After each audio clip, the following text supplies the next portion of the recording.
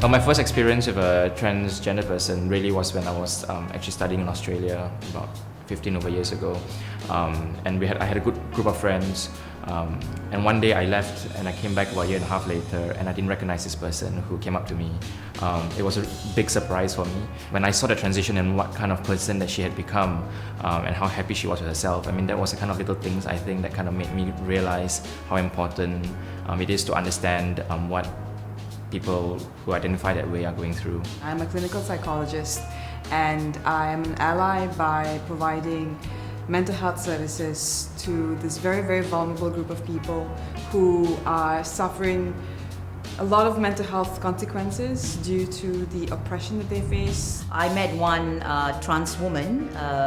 She had very beautiful hair once in a hairdresser. 3 weeks after that, I met her again, and she's had very short hair, meaning like an army. So, and I was like, oh my God, what happened to your hair? And she started crying, and she said that she was detained by the police.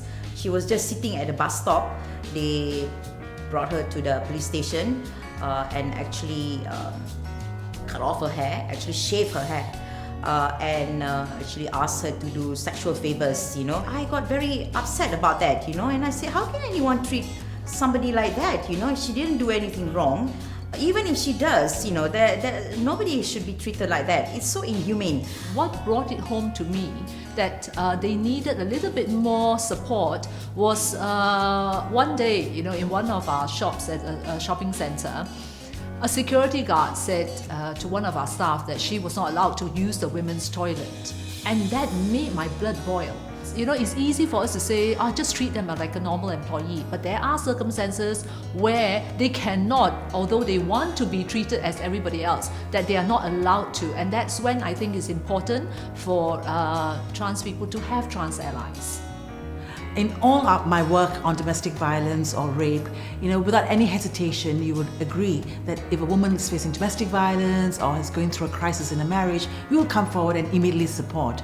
And we had that situation in our shelter where a trans woman was given shelter because she was raped by the police. And I was really, really proud of my colleagues, the social workers, who didn't hesitate to say, of course, she must come into the shelter. Although there were some detractors kept thinking, wait a minute, what is she, a man, woman? And we said, as long as she identifies herself as a woman, she gets shelter.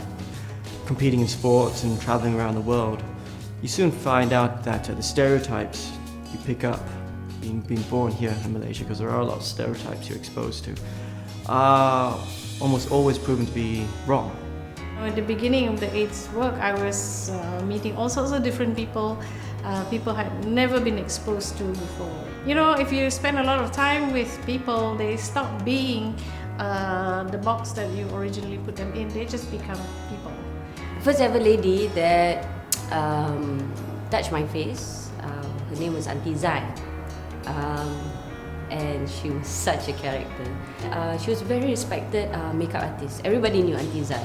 I didn't know how to behave on set. I didn't know what to do. And this woman would, her work, no need to talk lah. Her ethics and how she was this mom on set and how everybody reacted to her and listened to her was actually quite amazing. And then on set you always need a mommy, and she was our mommy, Auntie Zai, Naruh Auntie Zai. I'm a trans ally. Be a trans ally.